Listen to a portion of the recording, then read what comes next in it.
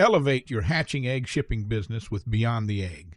Discover the art of premium packaging, master the details of shipping, and create an unforgettable experience for your customers. Enhance your reputation, build lasting trust, and set your business apart as the gold standard. Visit BeyondTheEgg.com to begin your journey to excellence. Welcome back, friends. And today we're going to do a little something different. Today it's just going to be me recording. I have been asked to write a article for a magazine about molting. And in my own observations with my flock, I have noticed that we are about to start the process. So I felt like molting was something that we really should discuss and talk about. So I did a lot of research. I looked on the web, found lots of questions that folks had, and some were getting some right answers and some were getting the wrong answers. So what I thought about doing is just put together this podcast and this video for YouTube, because it will be on both. And that way we're going to discuss molting. And we're going to talk about some of the stuff, and we're going to give you the answers as the experience and the knowledge and the studying and everything else that I've done over the last several years researching this stuff. We're going to put that information out there to try to help y'all out and see what can happen. So with that, let's dive into it. I have got a list of questions. The first question is that I saw: what is molting and why does it happen? Molting is a natural process that mature birds will go through, where they obviously shed their old feathers and they grow new ones. Another one of the things that is important to know is during this process, they're also losing weight, and they should lose weight. During the molt, you want your birds to get to what the standard says it is for that bird, whether it's a Rhode Island Red, whether it's a McLean, a hatch, a quail, whatever the bird is, even your turkeys. Which, when you got a bunch of turkeys and they molt and it happens really quickly, I will say it looks like something got destroyed in their pen, in the run. But it's a natural process, and you want them to lose that weight, and you want them to shed those feathers, because what that does is it helps reset the reproductive system and get them to their optimum weight. Part of the reason they have that optimum weight is for fertility.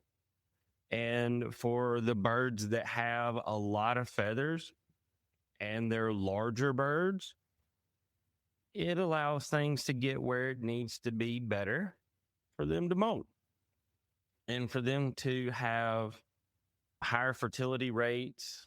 And also, when you do the molt properly, it allows for better feather quality. Let's say you tuned into us a few months back or whatever, and you started feeding your birds better because you didn't realize it was that big of a deal.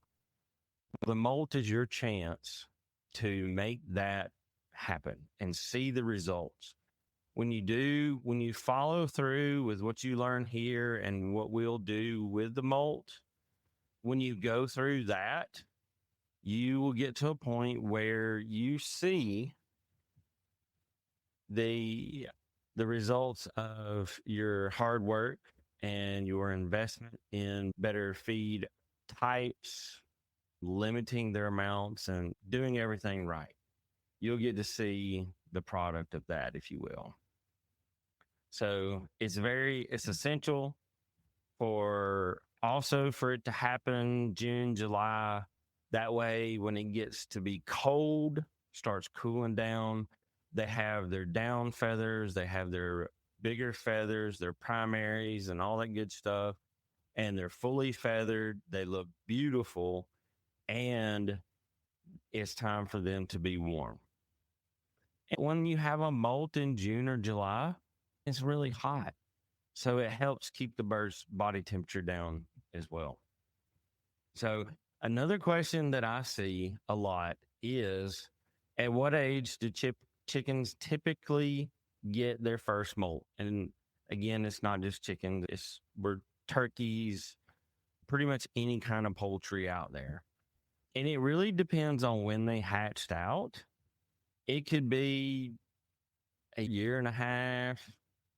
Sometimes, if they're very stressed out, juvenile birds will have a chick molt too, but not very common. When they first hatch out, the chicks will get their down feathers, and then those will go away after a couple weeks, and then they'll get their real feathers, as I call them.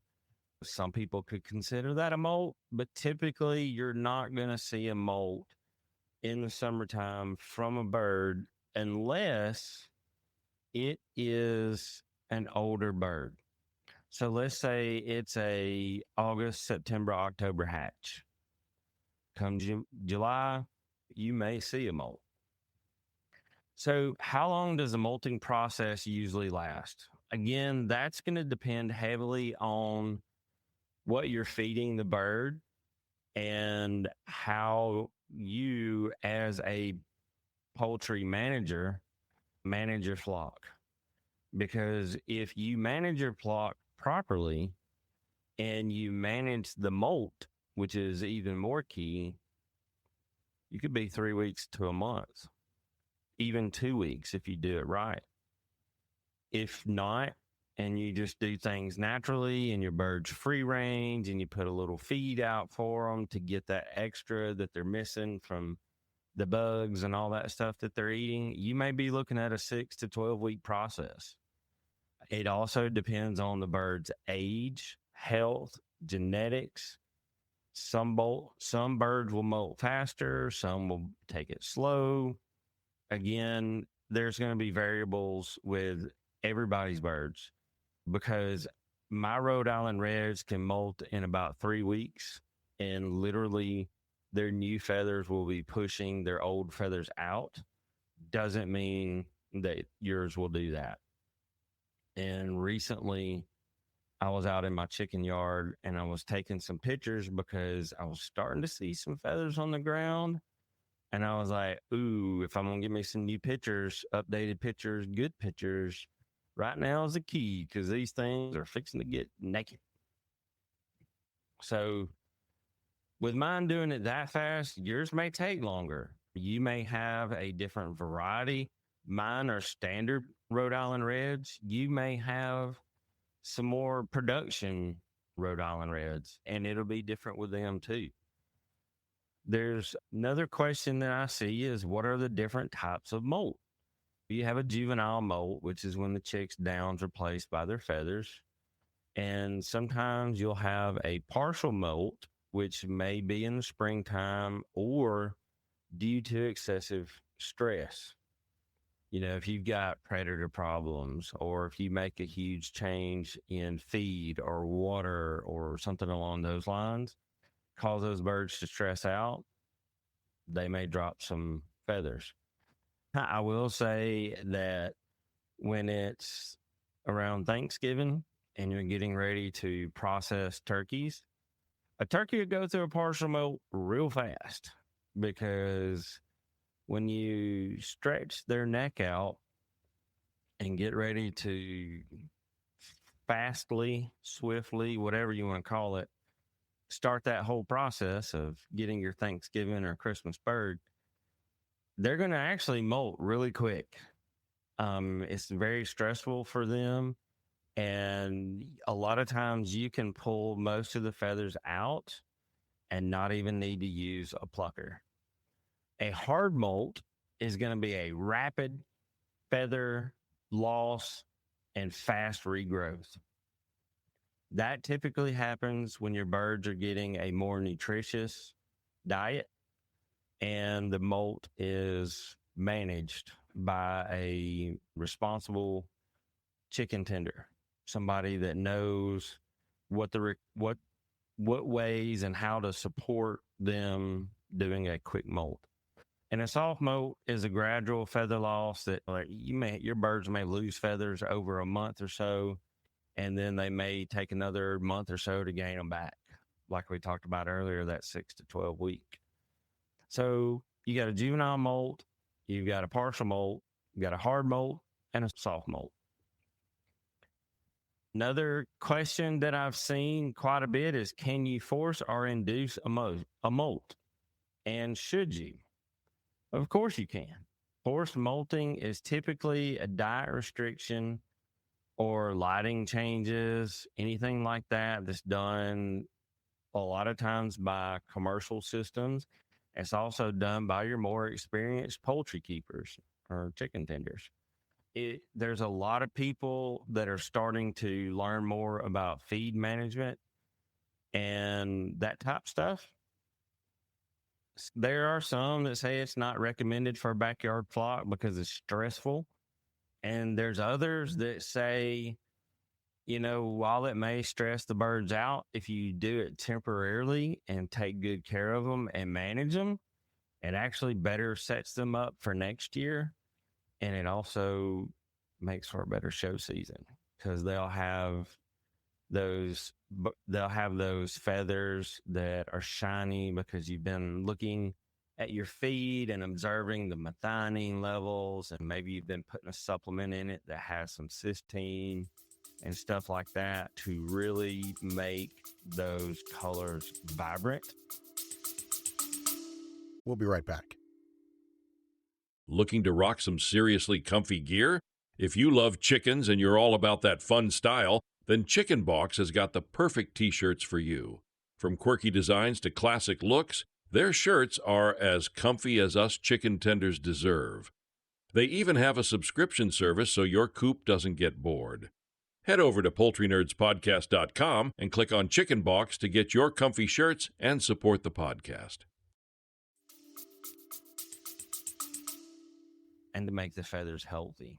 I will say that ShowPro Farm Supply has come out with a molting ration. I have not seen any other company with a molt ration, but I do know that they have one. With that molt ration, I do know that it's properly managed and created by a poultry dietitian or nutritionalist. The guy that did it doesn't like either one of those terms. He's just a guy trying to help people out. When you're trying to manage the molt, ideally, you're going to drop your crude protein down to 11.5, 12% tops. You're going to drop the fat down to 2.5 you need to keep it under 3%. Because again, you're wanting the birds to lose that excess weight as well. But they do need some fat to survive and live. So, you need to drop it down to 2.5 to 2.9%. Keep it under 3 for sure. The fiber, this time of the year, normally we want our fiber and our fat to be proportional. But during the molt, we're looking for a 8.5 to 9% on our fiber. We want it to be high. With your hens, especially that are layers, you're just going to lower the calcium down to about 2.5%, somewhere in that range, because during the molt, they're not going to be laying nearly as much, if at all. But we also want to keep giving them some extra calcium because it helps build up the extra to get it to where when they go to laying again, they've got more than enough to do it. All right. We want our vitamin A levels to be like 13,000 IUs per pound, which is very high. Vitamin A is very key in helping them recover and helping them through the process and replacing a lot of stuff. We want the vitamin D to be 3,000 international units per pound, which is a lot. Vitamin D we'll keep that to around 3,000 as well. The vitamin E, we're going to put that 115 international units, 110 to 120. Anything in that range is going to be good for your vitamin E, which is a lot more than what's normal. But again, we're wanting to make sure they have the vitamins and stuff that they need to be healthy. We're mainly lowering the protein and giving them a lot of other stuff. We are going to lower the lysine amino acid down to 0.45, 0.49, somewhere in there, which is a lot lower. Normally you'll want 1.2, 1.3 in a mature bird formula, but we're dropping that really low. Now, the methionine, we're going to drop it down to 0.3, 0.35, somewhere in that neighborhood, which again is really low. But methionine is what supports the feathers, and we want them to get rid of them. So we're going to cut that out. We're going to get it low. So another question we see is, should I change my fox feed during the molt? And yes, you should. We just went over that. That's those two questions to me went hand in hand, so we went through it. Another one is, what nutrient is most critical during molt, protein or something else? Well, number one, protein is never the most important thing.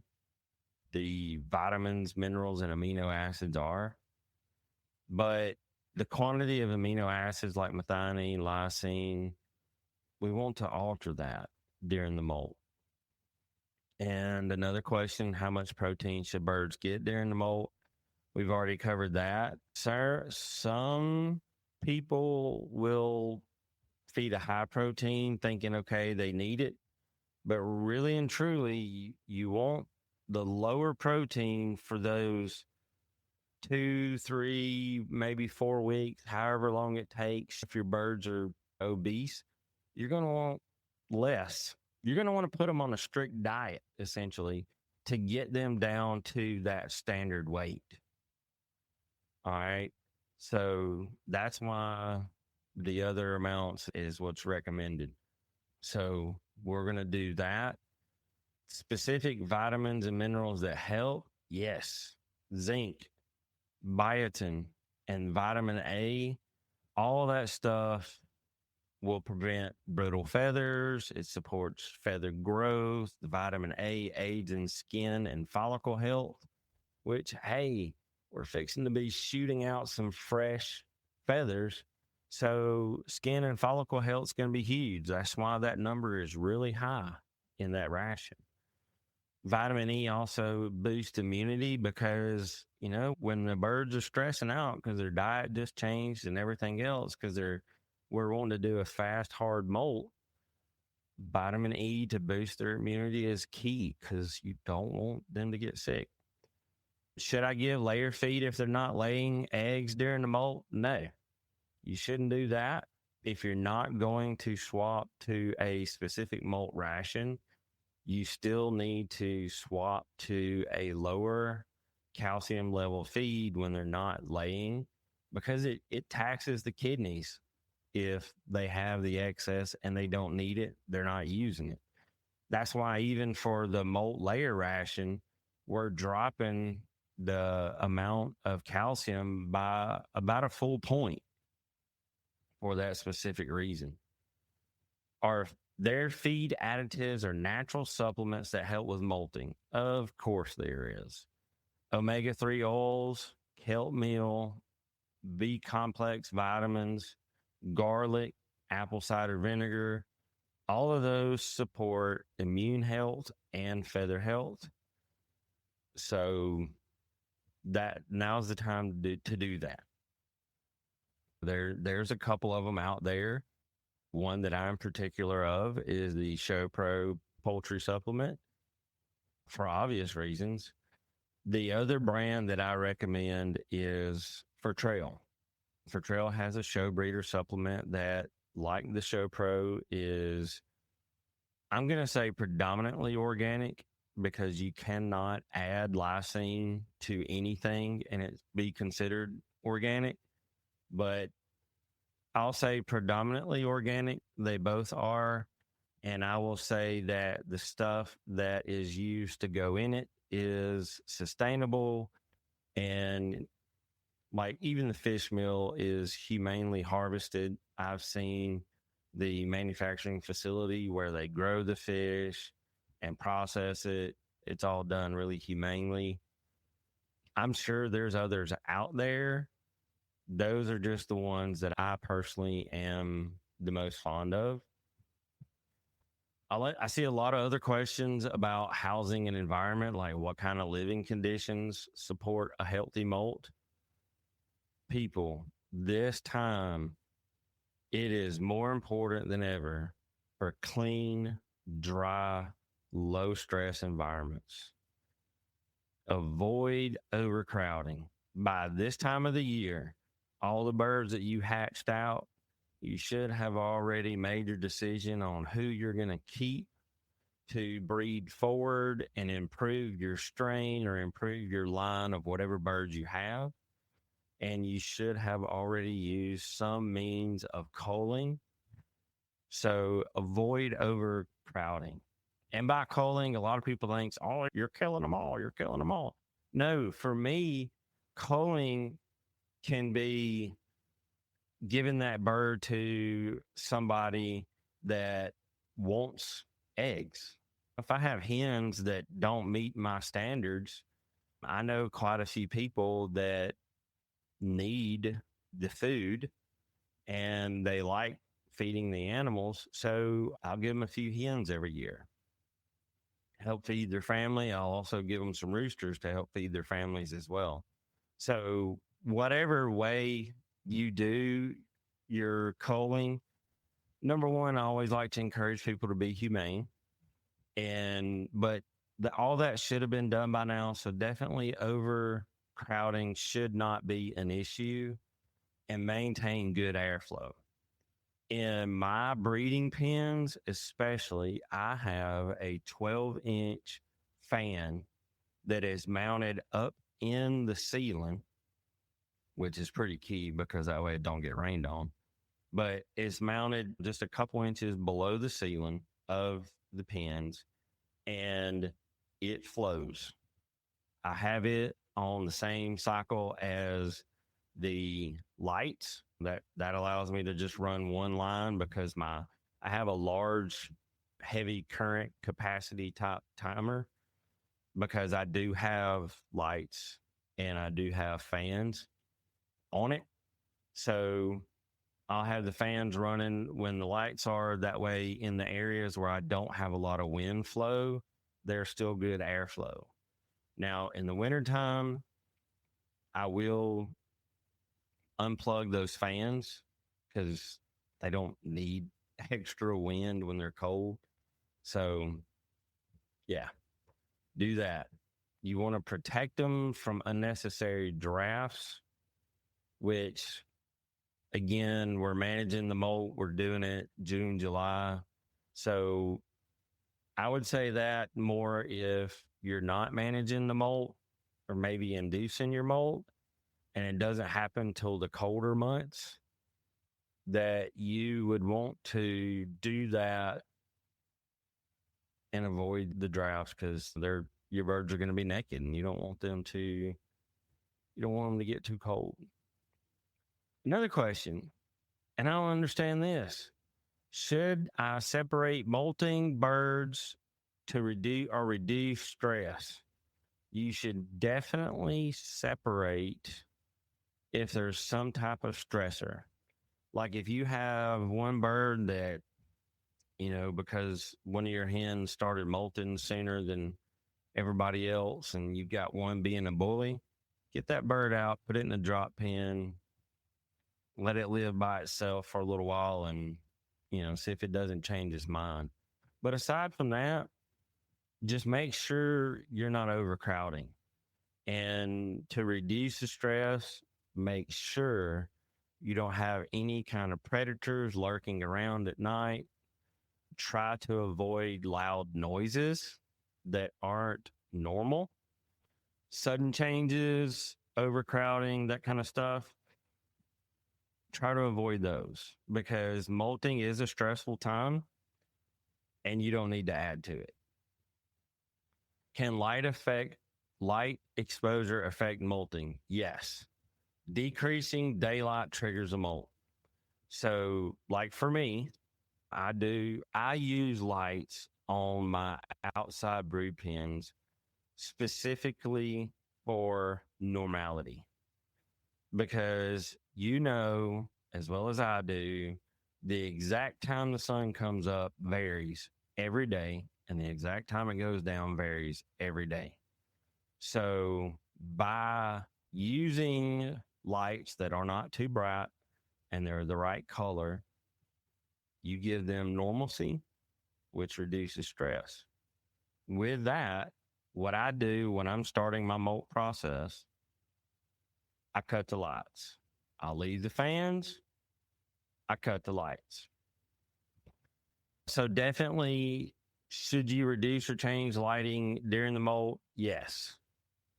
So for me, I cut them off. You're going to let, number one, cutting that off no more means that they don't get a full 14-hour, 16-hour day. Let's say you have an overcast day like what we're experiencing the day I'm recording this, and they may only get 8 to 10 hours. That's okay. Having a lot of light does slow down that molting process. Another question I see is, why do some birds look awful during the molt and others don't? Some birds go through a hard molt and look ragged, while others do it slowly. So again, if you manage it, then, the nutrition side of it, you're managing, and that plays a big role in how obvious or harsh the molt appears. Genetics, that all starts with selection right after hatch. And so, the birds that you have, whether they're in a backyard or whether you're a show person, those genetics are those genetics. And there's certain things you want to cull for and look out for, and certain things you may not. Is it normal for birds to stop laying completely during molt? Absolutely. Most birds will stop laying during the molt because the nutrients are redirected to feather production as normal and unexpected.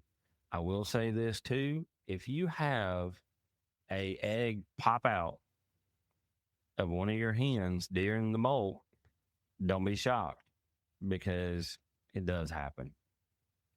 Should I still be showing or transporting birds that are molting? Absolutely not. Birds in molt are stressed and vulnerable to illness.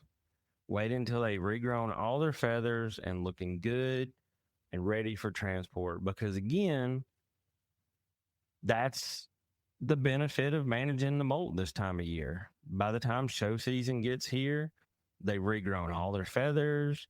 Their nutrition is good because you're seeing the results of that better quality feed that you've been feeding them. And the birds their chances of getting sick are going to be very small just because their nutrition's on point. While birds are in the molt, everybody knows that birds are more susceptible to getting sick when they're stressed out, which is why we talk about so much about keeping everything normal, keeping their pens clean, all that good stuff. Keep it regular. And the last question that I've seen a lot of is, can molting reveal underlying health issues or nutrient deficiencies? Absolutely. Birds with an uneven molt, bald patches, or prolonged molted may be dealing with some type of parasites, a poor diet, or liver conditions. So with that, I will say, we talked about the rough molt and doing a hard molt. But if your birds do a hard molt and you're not being a chicken tender and managing it, then I would check to see if there's some other kind of issue, because you could have a potential problem. If you take away one thing from this episode, remember molting is natural, but how your birds come through the molt heavily depends on you, the poultry keeper, the chicken tender, the poultry nerd, whatever you call yourself. It's all on you, because you're the one that is responsible for their nutrition and their care. A well-fed, housed bird will bounce back with feathers that shine and health that holds true. And with that, tell y'all to have a good day. I hope you enjoyed the podcast. Be sure to give us a like and a follow, and we will see you in the comment sections. Thank you for joining us this week. Before you go, be sure to subscribe to our podcast so you can receive new episodes right when they are released. And they're released every week. Feel free to email us at poultrynerds@gmail.com to share your thoughts about the show. Until next time, Poultry Pals, keep clucking, keep learning, and keep it exciting. This is Carey signing off from Poultry Nerds. Feathers up, everyone.